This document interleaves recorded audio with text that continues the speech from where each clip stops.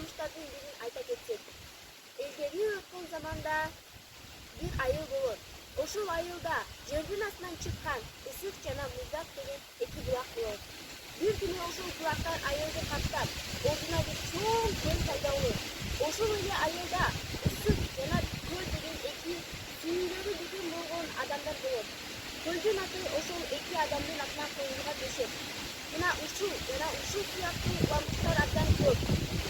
Алыккул Осмонов атабыздын ысык көлдө болгон бекем, терең жана чексиз болгон.